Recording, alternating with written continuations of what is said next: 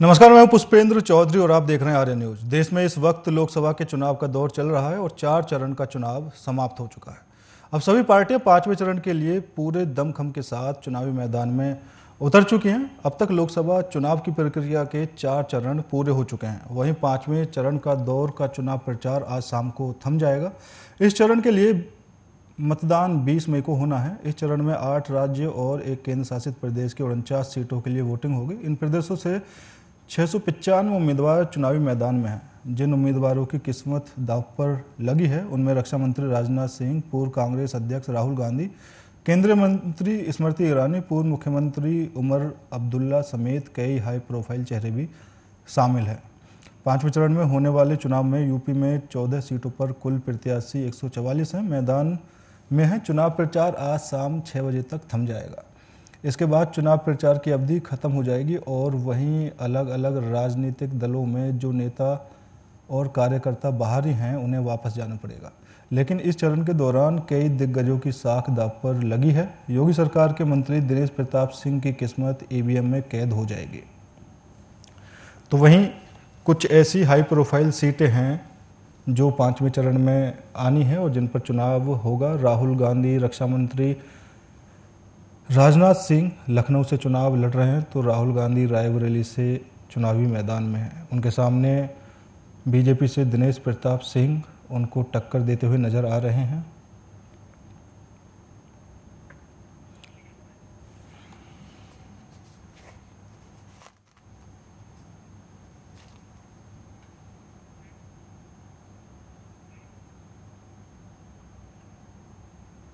तो इसी मुद्दे पर चर्चा करने के लिए हमारे साथ भारतीय जनता पार्टी से अनुज गुप्ता जी और कांग्रेस से छविराज जी हमारे साथ जुड़ चुके हैं। सर, आप दोनों मेहमानों का बहुत बहुत स्वागत है। सबसे पहले अनुज गुप्ता जी, मैं आपके पास आना चाहूँगा। पिछली बार इस चरण में बीजेपी ने काफ़ी सीटों पर कब्जा किया था, लेकिन अब की बार क्या लगता है कि कितनी टक्कर कांग्रेस और सपा मिलकर उत्तर प्रदेश के अंदर दे रही हैं और वहीं बाहरी राज्यों में गठबंधन कितना भारी पड़ता हुआ दिखाई दे रहा है?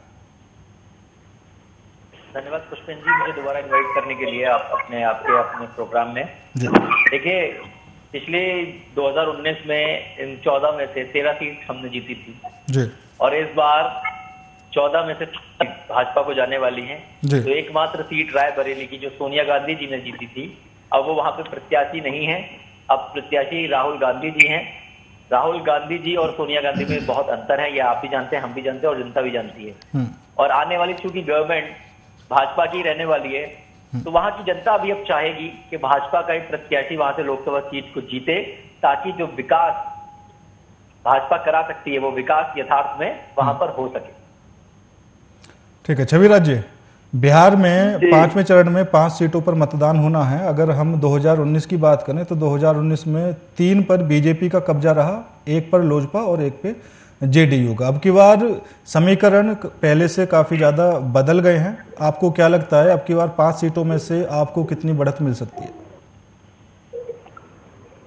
देखिए, इस बार जो माहौल है पूरे इंडिया में, पहले हमने भारतीय जनता पार्टी के भाई साहब को बताया कि सोनिया जी और राहुल जी में अंतर नहीं है और कांग्रेस कार्यकर्ता एक कार्यकर्ता एक है, किसी में कोई अंतर नहीं होता। हाँ, क्योंकि रायबरेली की जनता गांधी परिवार को चाहती है। बहरहाल रह गई बात जीत और हार की, तो ईवीएम में अब तक का चुनावी रिजल्ट और मतदान दोनों ही कैद हो चुका है। और आगे जो आने वाले चुनाव हैं, जैसे कुछ जगहों पे आज प्रचार बंद हो रही है, लेकिन जितने जगहों को मैं स्वयं देख रहा हूँ, वहाँ स्थितियां जो है मिला जुला करके हम लोगों से ज्यादा अच्छा स्थिति जो है, क्योंकि प्रधानमंत्री जी हमारे हर चीज का जानकारी रखते हैं और बहुत जानकार व्यक्ति भी हैं और अति प्रतिभावान हैं, तो उनके भाषणों से भी कुछ न कुछ झलक जो है इंडिया का मिल रहा है। इसलिए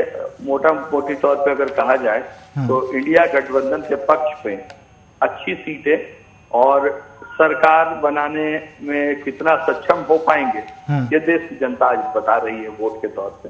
तो आज जो है ये गफलत और तरक्की और एक शब्द इन लोगों ने नया इजाद किया था, वो शब्द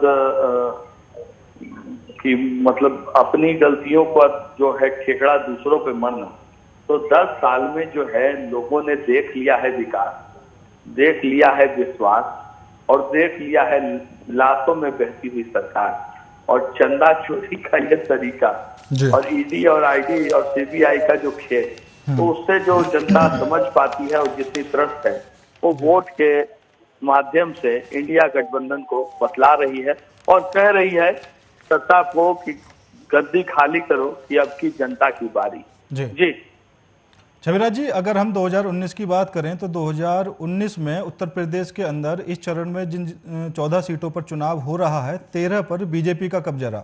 एक अकेली रायबरेली की सीट ऐसी बची जो सोनिया गांधी ने वहां से जीत ली। अब उसी सुरक्षित सीट पर राहुल गांधी मैदान पर उतर चुके हैं। ऐसी क्या वजह रही कि अमेठी से उन्होंने अपना नामांकन नहीं किया? वहां पर भी जो अमेठी की जनता थी, जैसे अब की बार समीकरण बैठ रहे थे, राहुल गांधी वहां से जीत सकते थे। देखिए, रायबरेली और अमेठी दोनों ही गांधी परिवार को दोनों ही ने प्रेम दिया है। किसी ने राजनीति सिखलाया है तो किसी ने जननी बन के दिखाया है। रह गई बात कि किसी सीट का वैल्यू कम या ज्यादा नहीं होता। रह गई बात जो हार और जीत की, तो 2014 में जो देश की जनता है वो कहीं ना कहीं भ्रम के जाल में फंसी थी, एक झूठ के बवंडर में फंसी थी। उस झूठ के बवंडर से वो बाहर निकल गई है। रह गई बात जो आपने सवाल किया, जिसमें राहुल जी ने भी साफ तौर पे कहा है कि अमेठी और रायबरेली में हमारे लिए कोई अंतर नहीं, लेकिन एक अच्छे पुत्र का जो दायित्व है जो राहुल गांधी जी ने निभाया है, उसमें दो बड़ी बातें हुई हैं। एक कि गांधी परिवार के लिए जो समर्पित कार्यकर्ता शर्मा जी को ये अमेठी सीट देना ये अपने आप में कांग्रेस कार्यकर्ताओं का उत्साह बढ़ाता है। वहीं दूसरी ओर बड़े बेटे और इकलौते बेटे होने पर भी उसका धर्म अदा करते हुए और मां के सीट पर खुद स्वयं जाकर के वहां लड़ने का निर्णय लेना, ये राहुल जी का एक अच्छा बेटा होने का ये बताता है कि वो कितना अपने पारिवारिक चीजों को और उनकी जिम्मेवारियों और दायित्वों को संभालना चाहते हैं। जी छविराज जी, यहाँ बीजेपी हमेशा आरोप लगाती रही है कि राहुल गांधी को 20 बार लॉन्च कर दिया है, लेकिन अभी तक वो अच्छे नेता नहीं बन पाए हैं। खैर, आऊंगा मैं आपके पास। अनुज गुप्ता जी कुछ कहना चाहते हैं, एक बार इनकी बात पूरी हो जाए। पहले तो छविराज जी को बहुत बहुत धन्यवाद और नमस्कार जो आप यहाँ पर आए और आपने इतनी अच्छी अच्छी बातें हमें बताई। अभी आप ये कह रहे थे कि कांग्रेस अपने कार्यकर्ताओं को उत्साहवर्धन करती है। इन 14 सीटों में से मात्र 4 सीट पे आप लोगों ने कैंडिडेट उतारे हैं और बाकी 14 सीट पे जो आपके कार्यकर्ता हैं उनका क्या उत्साहवर्धन हो रहा है इसमें? उनको क्यों नहीं टिकट दिया गया? क्यों आपने अलायंस किया सपा से? क्यों आप अलायंस कर रहे हैं आम आदमी पार्टी से? क्यों और पार्टियों को ढूंढ रहे हैं? तो उत्साहवर्धन नहीं, आप तो हतोत्साहित कर रहे हैं, क्योंकि आप अपने आप हार मान चुके हैं। अगर आप देश की बड़ी पार्टीज में से एक हैं तो आप सक्षम होने चाहिए यूपी के अंदर स्वयं चुनाव लड़ने के लिए। मात्र 4 सीट पे आपने अपने कैंडिडेट उतारे हैं और आप कह रहे हैं कि आप अपने कार्यकर्ताओं को उत्साहवर्धन करते हैं। वाह, ये तो बहुत ही अजीब बात है। आप किसको गुमराह कर रहे हैं, जनता को या खुद को? आपकी कांग्रेस को खुद पे भरोसा नहीं है, अपने कार्यकर्ताओं पे भरोसा नहीं है। और पिछली बार 2014 में भ्रमित हो गई थी जनता, 2019 में भ्रमित हो गई थी। भ्रमित नहीं, 2014 में पहली बार जनता ने ये देखा कि कोई राजनीतिक पार्टी देश और जनता के हित में इतने अच्छे कार्य कर सकती है। और इसीलिए इतना अपार जन समर्थन मोदी जी और भाजपा सरकार को, भाजपा नेतृत्व को मिल रहा है। और 2019 के बाद जो ये चुनाव 2024 में हो रहे हैं, ये और आपको अलग आंकड़े सामने लाएंगे। जो एक सीट मात्र निकाली थी आपने रायबरेली की, वो आपके हाथ से जाती हुई आपको दिखेगी, क्योंकि राहुल गांधी को वैसे ही कोई पसंद नहीं करता।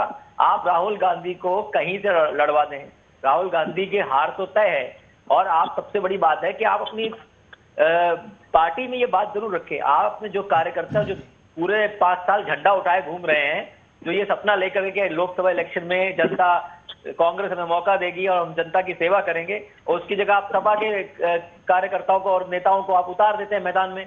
फिर कहते हैं कि इंडिया गठबंधन, इंडिया गठबंधन। गठबंधन तो आपने 2019 में भी किया, गठबंधन तो आप कई जगह कर चुके हैं, उसका कोई लाभ आपको मिलने वाला नहीं है।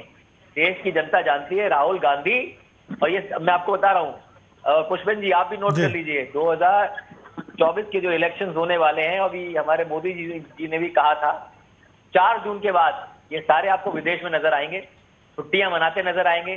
कोई थाईलैंड जाएगा, कोई मलेशिया जाएगा, कोई कहीं जाएगा, तो हो सकता है शायद टिकट भी बुक करा लिए हो। चलिए ठीक है, जोर लगा ले, ठीक है, 4 जून के बाद वो यहाँ नजर नहीं आएंगे। ठीक है, पूरे इंडिया में। ठीक है ना जी, आऊंगा वापस। छविराज जी, यहाँ पर ना 2 बातें सामने निकल कर आ रही हैं। एक तो ये कि अमेठी से राहुल गांधी को रायबरेली पहुंचाया, लेकिन कभी कभी कुछ काम जनता के लिए किए जाते हैं और सारा खेल चुनाव का जनता का ही है। जनता जिस साइड हो जाएगी वो पार्टी जीत जाएगी। लेकिन जनता के मन में क्या था कि राहुल गांधी अमेठी से चुनाव लड़े, वो रायबरेली पहुंच गए। और अभी आपने एक बात कही थी कि अमेठी की सीट पर अपने एक कार्यकर्ता को वहां से उतारा है और कार्यकर्ताओं में काफी ज्यादा खुशी है, तो आपने उसी कार्यकर्ता को रायबरेली से क्यों नहीं उतारा? हमने आपको बताया कि पारंपरिक सीट है, सोनिया जी आज घर की प्रमुख हैं और घर के बड़े लड़के होने के नाते माता पिता का दायित्व और जिम्मेवारी उठाना ये एक लड़के का धर्म है। क्योंकि अब जिनकी माता जी के जाने पे सर न मुड़ाया जाए, वो लोग इस तरीके का बात करें और राम राज्य की बात करते हैं, तो अछूत रह जाने के बाद भी लोग अगर कह दे तो अब हम क्या कहें। हमारे यहाँ शुद्धिकरण होता है बाल मुड़वाने से, तो घर के बड़े लड़के की जिम्मेवारी और दायित्व तो ये पारंपरिक चीजें हैं, इसको कहाँ आप जुटला सकते हैं? कहाँ अमेठी और रायबरेली में कोई राहुल जी ने अंतर किया है? दूसरी तीसरी बात है, वो बड़ा आश्चर्य तरीके से बोल रहे हैं कि गठबंधन और गठबंधन की राजनीति, तो जबरदस्ती की गठबंधन हम लोग सीख नहीं पाए थे 2014 और 2019 में, इस बार भी नहीं सीख पाए हैं और वो सीखना भी नहीं चाहते हैं। वो जो आपने महाराष्ट्र में किया, जो मध्य प्रदेश में हो रहा है, जो राजस्थान में हो रहा है, जबरदस्ती का गठबंधन, उसके बाद आप बोल रहे हैं कि उत्साहवर्धन कैसे होता है 4 सीट लड़ने से। तो ये निर्णय पार्टी के आला कमान के साथ साथ कार्यकर्ताओं का भी होता है। इस आदमी पर पार्टी थोड़ी चल रही है। यहाँ मल्लिकार्जुन खड़गे साहब जो हैं वो अध्यक्ष हैं और राहुल गांधी जी बराबर आपके टारगेट पर है। तो हम ये जानना चाहते हैं, 10 साल से राहुल गांधी सरकार चला रहे थे क्या? 10 साल से आप लोग जो कोरोना का वैक्सीन डलवा रहे थे, जिसको लेकर आज जनता परेशान है, 2 करोड़ नौकरियों का जो वायदा था वो राहुल जी दे रहे थे क्या? तो ये सब तरीके की बातों को बोल के जनता को बाहर भरमाना। रह गई बात, बार बार एक ही सवाल है कि रायबरेली से क्यों और अमेठी से क्यों नहीं? अरे रायबरेली और उसके बाद वायनाड भी छूट रहा है भाई साहब। अरे हम तो चाहते थे कि पटना बिहार से भी लड़ते। मुद्दा है कि जिसको जनता चाहेगी उसकी मांग होगी, और बहुत सौभाग्यशाली है वो पुत्र भारत में जिसका मांग 2-2 क्षेत्र कर रहा हो कि मेरे यहाँ से लड़ लो, और वो कह रहा है मेरे यहाँ क्यों छोड़ोगे। छविराज जी, जनता की ही मांग तो है, जनता की ही मांग पर तो आपने भी कहा कि जनता की मांग जहां से होगी वहां पर चुनाव लड़ेंगे। तो अमेठी में तो जनता की मांग सबसे ज्यादा थी राहुल गांधी की। वही बता रहे हैं भाई साहब, उनका मांग पूरे इंडिया में ज्यादा है। हाँ। लेकिन बहुत अच्छी बात है कि पारिवारिक होने के चलते, घर के बड़े लड़के होने के चलते उन्होंने ये दायित्व को उठाया है। इसके लिए मैं राहुल गांधी जी को और कांग्रेस का एक कार्यकर्ता रायबरेली चुनने के लिए बहुत बहुत मुबारकबाद देती है, और अमेठी की जनता भी मुबारकबाद देती है। मैं आपको यह भी बता दूं कि कल राहुल जी अमेठी के कार्यक्रम में थे, और कल वहां की जनता के द्वारा जो प्रेम उमड़ के मिला है और जिस तरीके से इनकी जेन्युइन बातों को उन लोगों ने माना है, उन लोगों ने, वहां के बड़े बुजुर्गों ने यह इस बात की आशीर्वाद दी है कि आप वहां से भी जीत हासिल करें। ठीक है छविराज जी, अभी इंडिया गठबंधन ने जो अपना मैनिफेस्टो जारी किया है, उसके अलावा भी कांग्रेस ने अपना अलग से मैनिफेस्टो जारी किया है, आम आदमी पार्टी ने अपना अलग से मैनिफेस्टो जारी किया है। लेकिन जो इंडिया गठबंधन का मैनिफेस्टो था वो सभी की सहमति से बना होगा जहां तक बात है। लेकिन अभी जो अलग अलग दोबारा से वादे किए जा रहे हैं, मल्लिकार्जुन खड़गे साहब ने उत्तर प्रदेश के अंदर यूपी की जनता से बोला है कि भाई बीजेपी आपको 5 किलो राशन दे रही है, हम आपको 10 किलो राशन देंगे। तो इस पर कैसे सहमति बनेगी आप लोगों के बीच में? देखिए, सहमति तो हमारा गारंटी कार्ड लॉन्च है, और उसमें राहुल गांधी जी ने जो शब्द इस्तेमाल किया है, जिसको कि अब आजकल उसी घड्डे पे चल रहे हैं हमारे देश के प्रधानमंत्री भी, खटाखट खटाखट खटाखट। 4 जून खटाखट नाम सभी लोगों का ले लिया जाएगा, और 7 जून तक खटाखट खटाखट खटाखट पहुंच जाएगा। 8,500 रुपये हर गरीब व्यक्ति के, महिला जो हर गरीब व्यक्ति के परिवार में जो महिला है उसके अकाउंट में 8,500 रुपये खटाखट खटाखट खटाखट। रह गई बात ये 5 किलो अनाज वाला, झूठे वायदों वाला और पोस्टर बैनर चिपका करके भारत की जनता को दिखाने वाला कि अब तुम्हारी भारत की एक जनता, जो भारत की हर एक जनता है, वो इस देश की मालिक है, वो वोट की मालिक है, वो अपना मत दे के आपको बिठाती है। नहीं छविराज जी, यहाँ पर एक बात, अपनी फोटो छाप के भेजते हैं। बिल्कुल बिल्कुल ठीक है, भारत की जनता बर्दाश्त नहीं करेगी। ठीक है छविराज जी, यहाँ पर एक बात और देखने वाली है, क्योंकि इंडिया गठबंधन के सभी लोग मिलजुल कर चुनावी प्रचार कर रहे हैं। अगर अखिलेश यादव के लिए राहुल गांधी प्रचार कर रहे हैं, तो वहीं राहुल गांधी के लिए भी अखिलेश यादव आगे आ रहे हैं। लेकिन महाराष्ट्र में राहुल गांधी ने अपनी सभा के लिए, वहां पर जो उनकी चुनावी जनसभा थी, अरविंद केजरीवाल को निमंत्रण नहीं दिया। अब क्या समझे, अभी से ये टूट दिखनी शुरू हो गई है। जिस दिन गठबंधन बना जी, उसी दिन ये निर्धारित हो गया।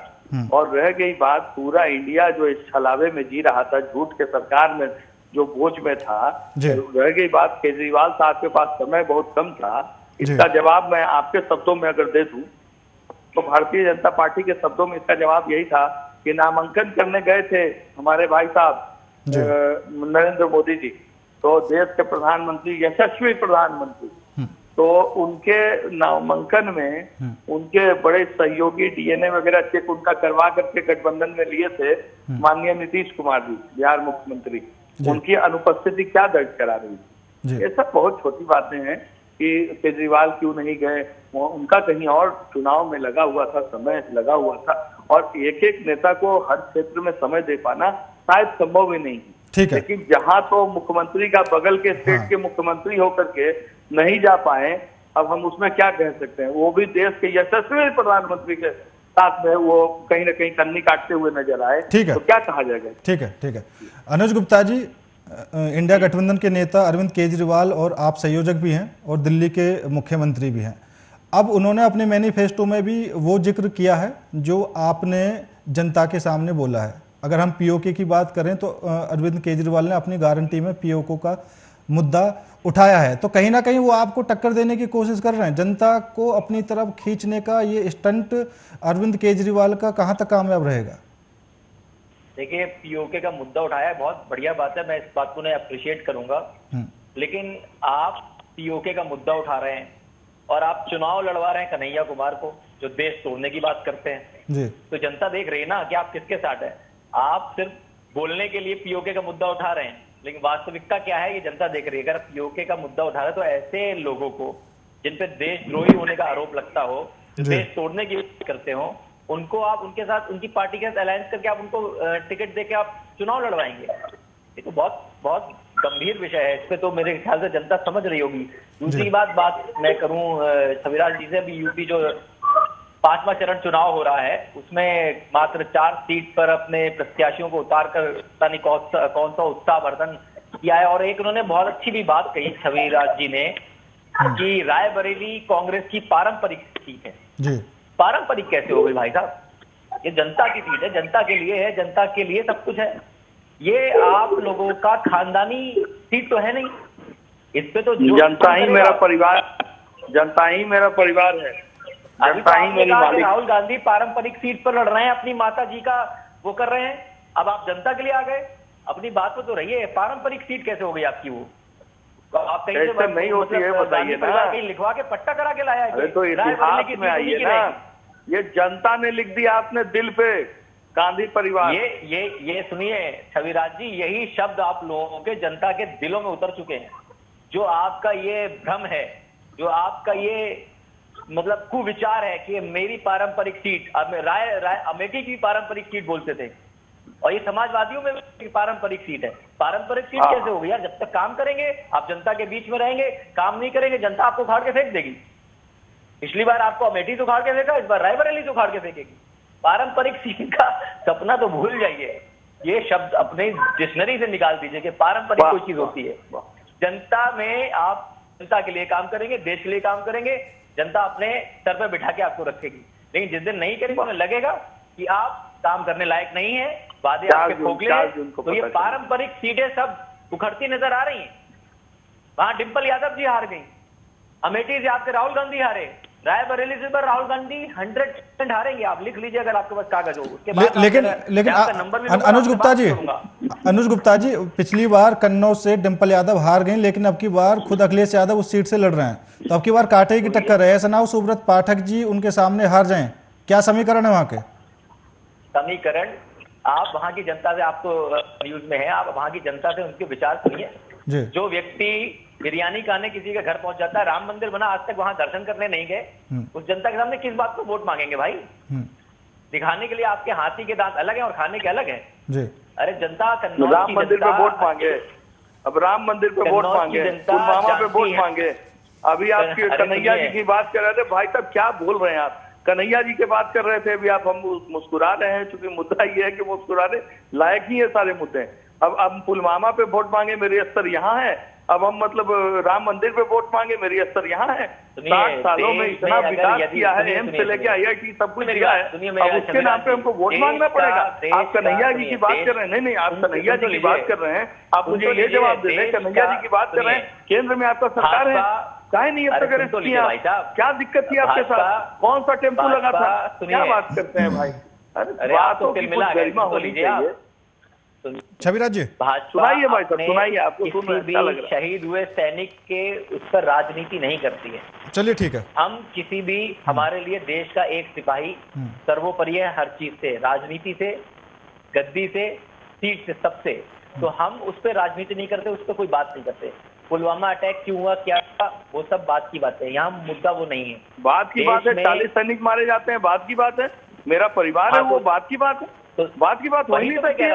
सबसे पहली बात होगी, और जब आपके प्रधानमंत्री बैठ के बोलते हैं कि पुलवामा के सभी शहीदों पे वोट मिल सकता है, क्या आप उसको बात की बात करेंगे? देश के जवानों का अहंकार ठीक नहीं है भाई साहब। राजनीति में पुलवामा अटैक को बीच पर क्यों ला रहे हैं? क्यों नहीं लाएंगे? क्यों नहीं लाएंगे? 40 लोगों की शहीद, 40 लोगों को आपने शहीद कर दिया और मैं उसकी बात न करूं?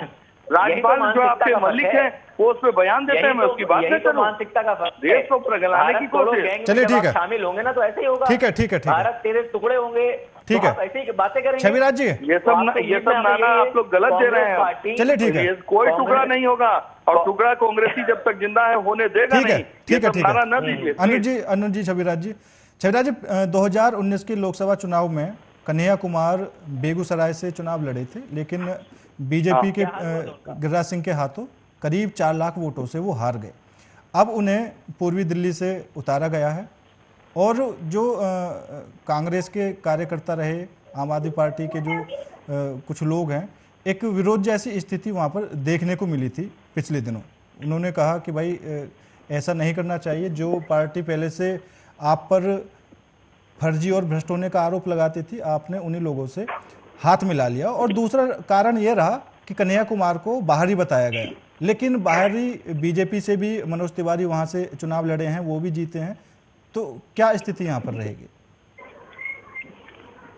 सर, स्थितियां केवल सिर्फ एक है, 10 साल में सत्ता पे काबिज पार्टी अगर चुनाव लड़ने जा रही हो और राम मंदिर के नाम पे वोट मांग रही हो, जातिगत आधार पे वोट मांग रही हो, और पुराना और नया और घर वाला और बाहर वाला समझा रही हो कि भारत एक है, और मनोज तिवारी क्या उनके बगल वाले दिल्ली में उनका संसद भवन के बगल वाला घर उन्हीं का है क्या? रह गई बात, ये सारी चीजें तब निकाली जाती हैं, बात की खाल कही जाती है चीजों। कांग्रेस इस तरह की बातों में यकीन नहीं रखती। कांग्रेस ने अपना गारंटी कार्ड जारी किया है, और उस गारंटी कार्ड के आधार पर जो राहुल जी ने कहा उस बात को कांग्रेस के हर एक कार्यकर्ता कहते हैं, और राहुल जी के बिहाफ में कहते हैं, बहुत जिम्मेवारी और दायित्व के साथ कहते हैं। 4 तारीख खटाखट खटाखट खटाखट, और देश की जनता इस भाषा को समझती है, वो उनका अपनत्व का भाषा है। और आप मान लीजिएगा कि प्रधानमंत्री जी को भी बोलना पड़ रहा है, इसलिए इस भाषा पे आपत्ति ना जताते हमारे भारतीय जनता पार्टी के मित्र। इसलिए मैं आपको सीधे कह रहा हूं, जो 4 तारीख को होने वाला है, 4 जून को होने वाला है, बहुत कम छंद समय बचे हैं। अब उसके बाद आप देखेंगे कि भारत की जनता चुनाव की इस रणचंडी में भारतीय जनता पार्टी की आहुति देने को तैयार है। चलिए ठीक है, और वो वक्त बहुत जल्द आने। ठीक है सर, मैं आप दोनों मेहमानों को यहाँ पर रोकना चाहूँगा, और आप दोनों मेहमानों का बहुत बहुत धन्यवाद हमारे साथ इस खास चर्चा में जुड़े।